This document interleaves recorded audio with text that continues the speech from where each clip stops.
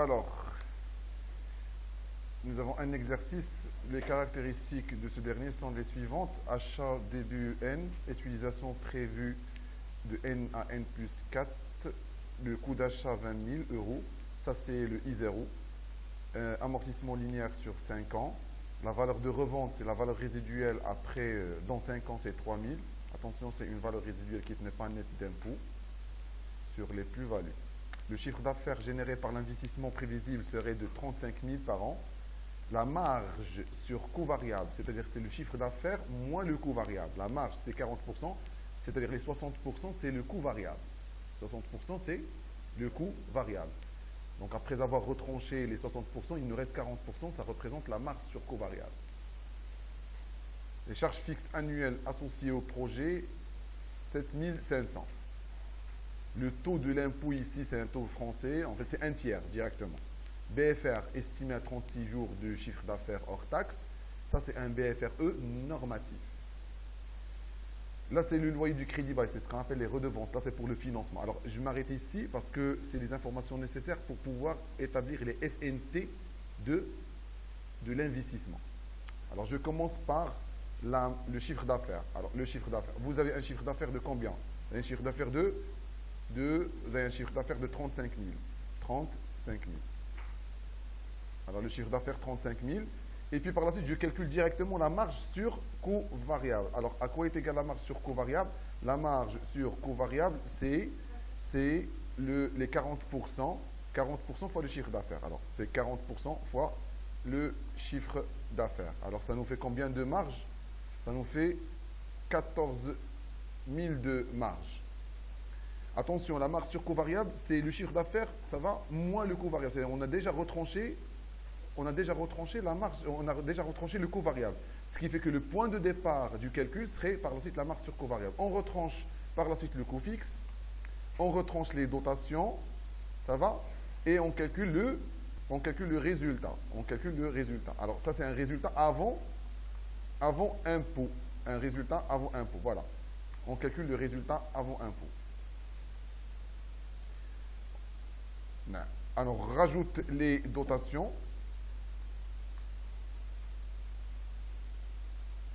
On rajoute les dotations pour éliminer l'effet. Alors, on doit calculer dans un premier temps l'impôt sur résultat.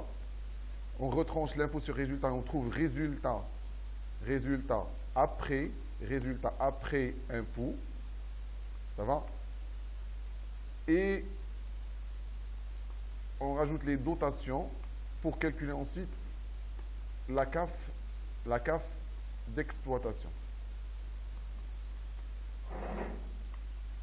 Voilà.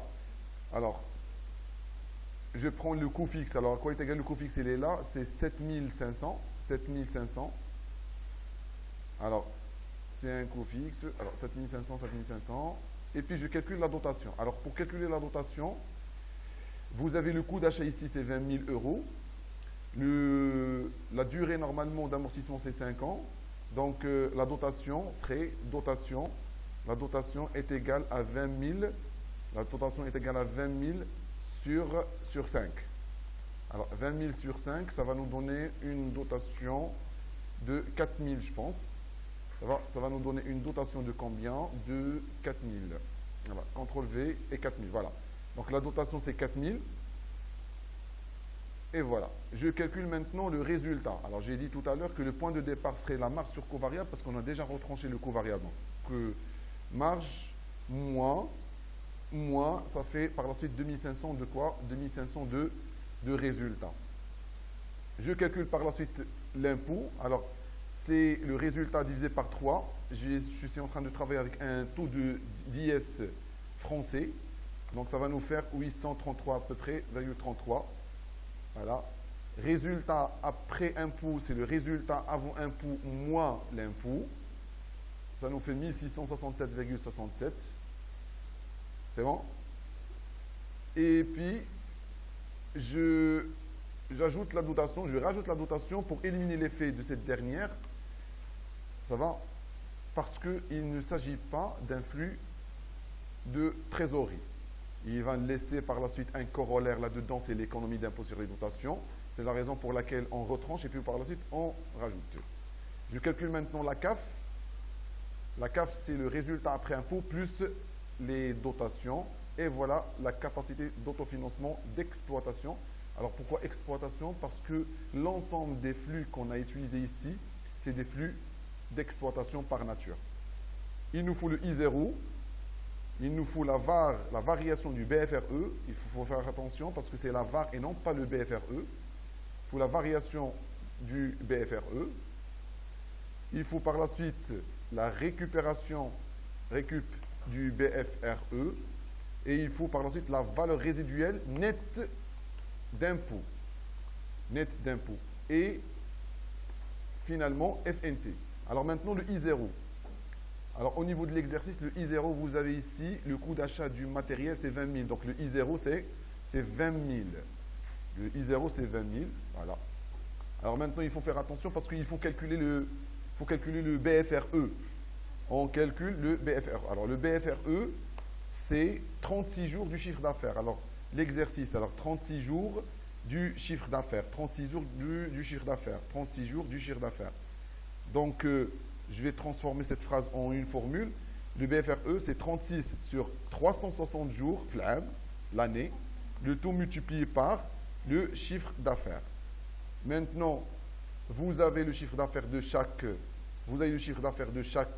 de chaque exercice. 35 000, 35 000, 35 000, 35 000, 35 000. Qu'est-ce que je vais faire? Je vais prendre le chiffre d'affaires et je vais le multiplier par 10%, parce que 36 sur 360, ça fait 10%, directement. Hein. 36 sur 360 fois le chiffre d'affaires, 36 sur 360, c'est 10%.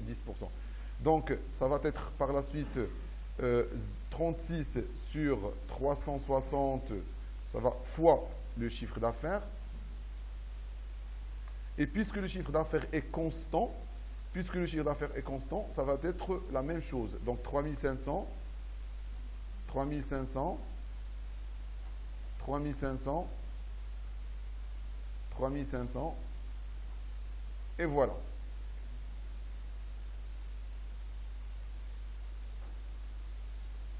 Alors, maintenant, je calcule la VAR, la variation du BFRE. C'est très important.